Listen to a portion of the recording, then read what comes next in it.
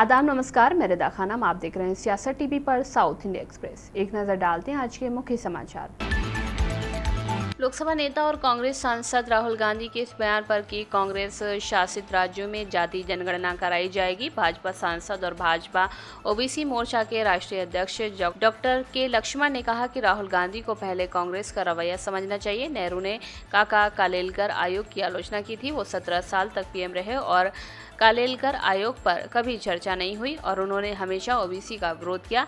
राजीव गांधी ने जातियों के आधार पर आरक्षण का विरोध किया। कांग्रेस का रवैया पहला क्या है, राहुल गांधी पता करना उचित रहेगा। सबसे पहले जो काका कालेलकर कमीशन जो गठित हुआ था, विरोध किया कौन? नेहरू जी ने। नेहरू जी 17 साल प्रधानमंत्री थे, कभी काका कालेलकर कमीशन का चर्चा तक नहीं किए, हमेशा ओबीसी का विरोध किए। इंदिरा गांधी आई, मंडल कमीशन 10 साल ठंडे बस्ती में लगा दिया। बाद में राजीव गांधी सदन में मंडल कमीशन सिफारिश को सख्त विरोध किया और जाति के नाम पर ये आरक्षण होना ही नहीं चाहिए। अगर आरक्षण हो रहा तो जाति के नाम पर पूरा देश में दूसरी श्रेणी लोगों को ऐसा बढ़ावा देना होता है, ऐसा बयान था राजीव गांधी का। और नेहरू ने खुद चिट्ठी लिखा सभी मुख्यमंत्रियों को, ये जाति आधारित आरक्षण होना ही नहीं है। तो उनका जो पर्दा पाश हो गया। जो भी आज ओबीसी एससी एसटी के बारे में जो बात कर रहे हैं, ये सब नाटक है, ढोंग है। और भारतीय जनता पार्टी कभी हम विरोध नहीं किए। हमारा एनडीए सरकार बिहार में पहली बार जो कैश का सेंसस किया गया वो बिहारी सरकार किया। सर, राहुल गांधी को क्या कहना चाहेंगे? राहुल गांधी की पहला जानकारी होना चाहिए, जाति क्या होता, क्या जाति का जनगणना क्या होता। नेहरू जी का बयान क्या था, राजीव गांधी का बयान क्या था, नेहरू का रवैया क्या था और इंदिरा। रेवंत रेड्डी ने किसान द्वारा लिए गए महत्वपूर्ण फैसले की याद दिलाई, जिसने पिछले साल इसी दिन मतदान केंद्र पर परिवर्तन के लिए मतदान करने का फैसला किया था। उन्होंने दावा किया कि इस वोट ने न केवल किसान के जीवन को बदल दिया है, बल्कि कृषि समुदाय के लिए इतिहास को फिर से लिखा है। कुल मिलाकर इन पहलों ने कृषि क्षेत्र में 54,000 करोड़ रुपए का निवेश किया है, जो पूरे क्षेत्र के किसानों के लिए आशा और समृद्धि का त्योहार का प्रतीक है।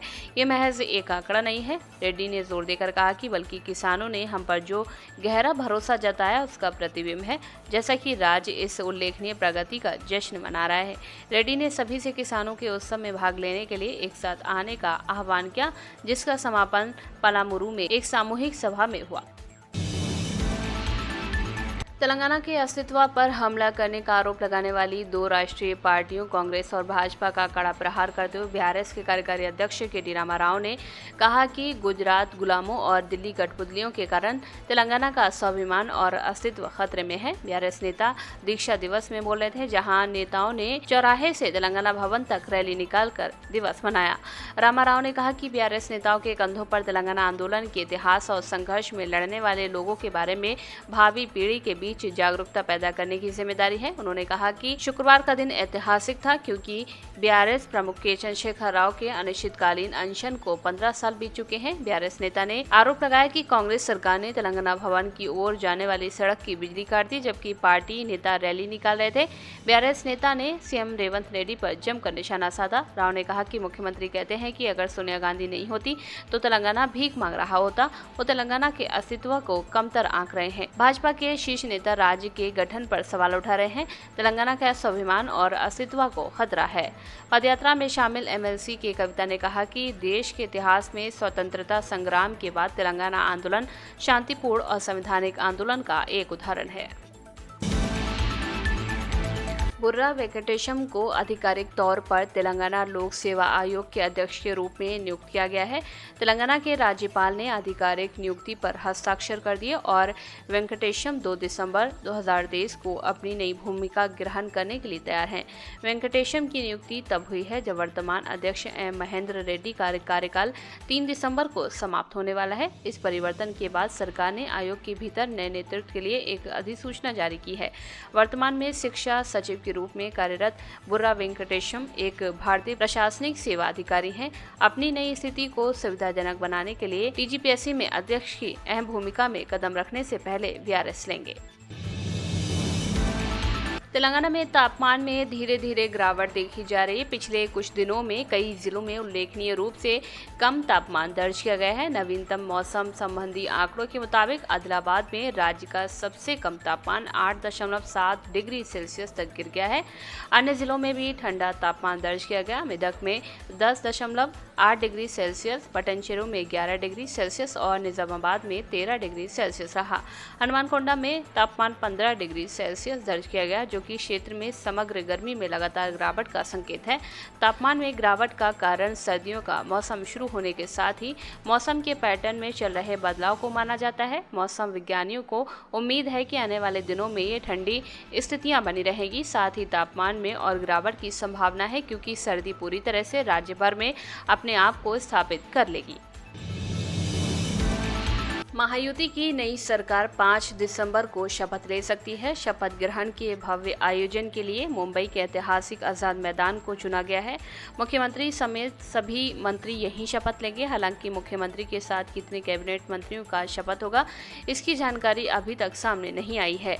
सूत्रों के मुताबिक भाजपा ने सरकार के शपथ ग्रहण की कवायद शुरू कर दी है। प्रदेश अध्यक्ष चंद्रशेखर बावनकुले खुद पूरे मामले में सक्रिय हैं। बावनकुले ही विधायकों को शपथ ग्रहण की जानकारी दे रहे हैं। भाजपा सूत्रों के मुताबिक 2 या 3 दिसंबर को विधायक दल की बैठक मुंबई में होगी। इसी बैठक में विधायक दल का नेता चुना जाएगा। विधायक दल के नेता चुनने के लिए भाजपा केंद्र से पर्यवेक्षक भेजेगी। विधायक दल की बैठक के तुरंत बाद सरकार बनाने का दावा पेश किया जाएगा। इसके बाद शपथ ग्रहण की तारीख की आधिकारिक घोषणा भी की जाएगी। प्रियंका गांधी सांसद बनने के बाद आज पहली बार केरल के वायनाड पहुंची हैं। उनके साथ राहुल गांधी भी थे। राहुल ने यहां रैली को संबोधित करते हुए एक बार फिर से अडानी का मुद्दा उठाया। राहुल ने कहा कि संविधान कहता है कि सभी लोगों के साथ समान व्यवहार किया जाना चाहिए। प्रधानमंत्री मोदी कहते हैं कि अडानी के साथ हर दूसरे भारतीय से अलग व्यवहार किया जाए। प्रधानमंत्री कहते हैं कि भले अमेरिका में केस चले, भारत में हम उन पर केस दर्ज नहीं करेंगे। राहुल के अलावा प्रियंका ने भी रैली को संबोधित किया। प्रियंका ने कहा कि आप लोगों को यहाँ मेरे भाई की जरूर याद आएगी, लेकिन मैं पूरी कोशिश करूंगी ताकि आपको कोई समस्या का सामना करना ना पड़े। केरल के वायनाड लोकसभा उपचुनाव में प्रियंका गांधी को जीत मिली थी। राहुल गांधी के वायनाड सीट छोड़ने पर यहाँ पर उपचुनाव हुए थे।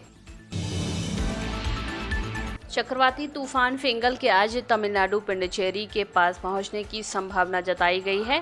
फिंगल के समुद्र तट की ओर बढ़ने के कारण उत्तरी तमिलनाडु के ज्यादातर हिस्सों में तूफान की स्थिति देखी गई। साथ ही यहां पर लगातार और तेज बारिश हुई। इस कारण आम लोगों का जनजीवन भी प्रभावित हुआ। इस चक्रवाती तूफान का ज्यादा असर पुडुचेरी के आसपास के इलाके जैसे आंध्र प्रदेश, तमिलनाडु और केरल में देखने को मिल सकता है। सुरक्षा के लिहाज से स्थानीय लोगों को अपने घरों में ही रहने को कहा गया है। प्रशासन की तरफ से स्कूल और कॉलेज को बंद करने का आदेश दिया गया है। जगह जगह पर एनडीआरएफ और एसडीआरएफ की टीम को भी तैनात किया गया है।